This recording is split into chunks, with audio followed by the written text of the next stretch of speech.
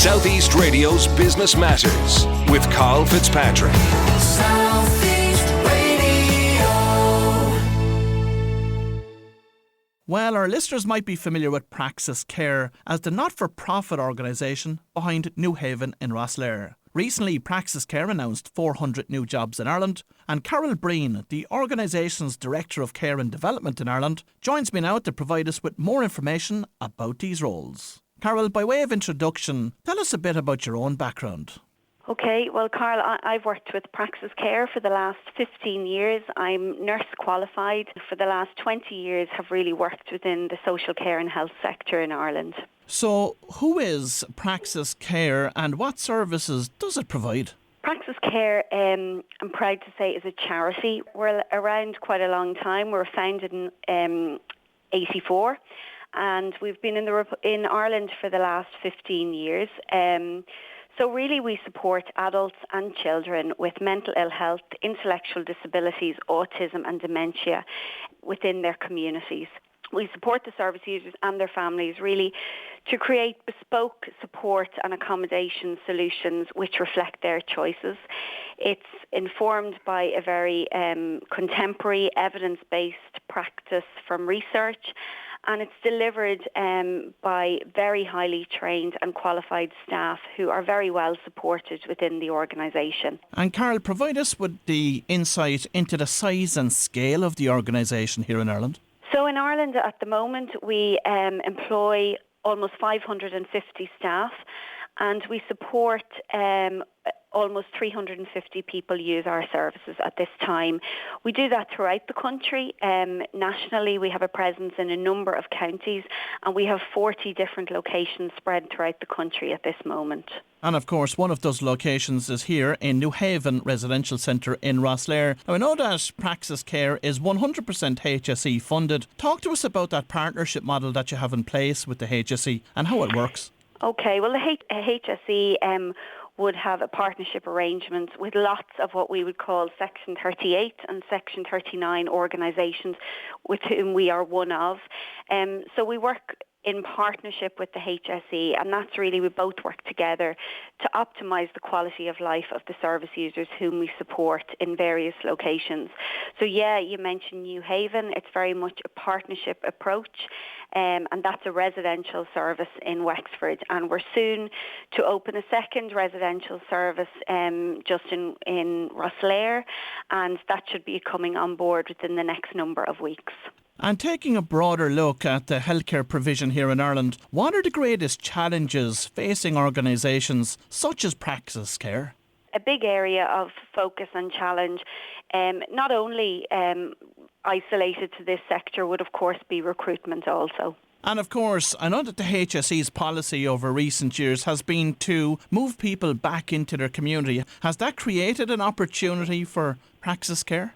Yeah, Praxis Care, I suppose we have grown significantly over the last number of years, very organically, and we're very clear we grow purely because there's people who require our support and our services. So it's not support or growth for the sake of growth.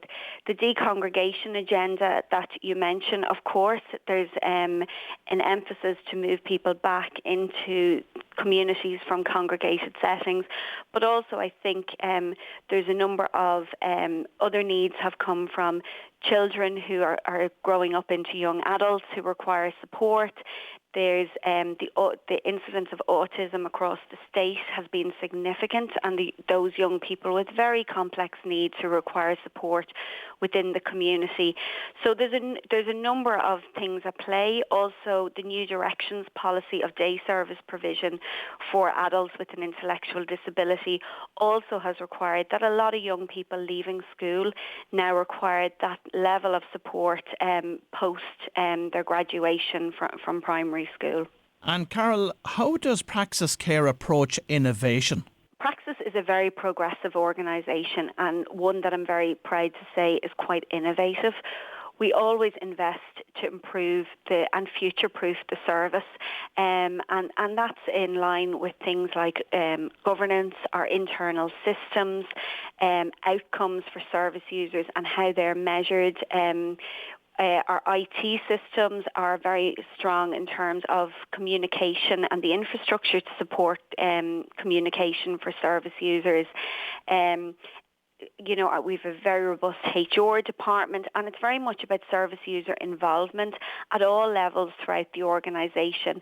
There's a clear co-production strategy, and that is that services are co-produced with all stakeholders, but most importantly the service users and their families whom we support. And how have assistive technologies enhanced your service delivery in recent years? Assistive technologies have definitely made a key difference. You will see now more and more so the safeguarding landscape has changed in recent years across Ireland. So more and more individuals required to live maybe individually with support from staff. And that's where you will see assistive technology has come to the fore.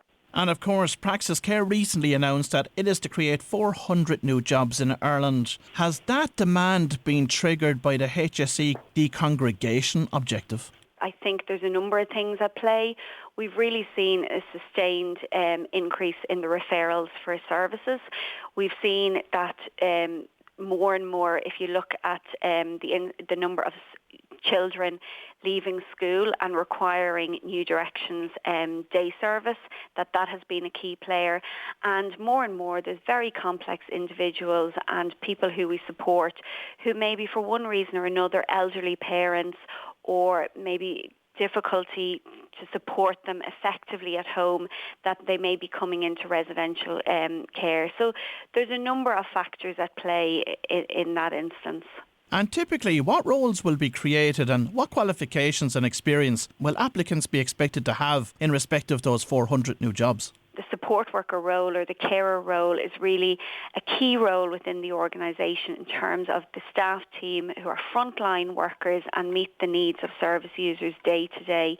So those staff really we welcome to the organisation. And they don't particularly, Carl, require a qualification coming into the organisation. Some come in with QQI level 5 and that's very desirable but not essential. We as an organisation have a very robust learning and development department, and it's one of our real strengths. So we would train and mould and support any staff or prospective applicants coming into the organisation to support them within these roles. And we would provide a number of trainings. Initially, we have a very clear induction pathway, but it doesn't stop there. It's throughout the course of their employment that we would support them in that manner. Now, you mentioned earlier in the interview, Carol, that your greatest challenge is recruitment at this moment in time, and it's a bad time to have that challenge because you have 400 jobs to fill. Is one of those challenges associated with this fact that the government is continuing to pay out €350 per week in the pandemic unemployment payment? Carl, we've definitely seen in the last number of months a dip in the number of responses to recruitment adverts, and I think people, and rightly so, the support is there from the government at the moment, and I think there's a reluctance of people obviously to move away from that level of financial support.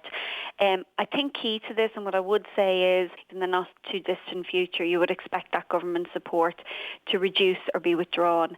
And I would really say to any of those people at home is to come now and inquire and look about employment, because if not, everyone will be at the same starting point at the same time. And of course, I suppose, Carol, most people now when they're considering applying for a job with an organisation, they're looking at the culture of that organisation, they're looking at the sector it's in, but they're also looking at a career path within the organisation itself. So from a promotional opportunities perspective, what's the approach taken by Praxis Care?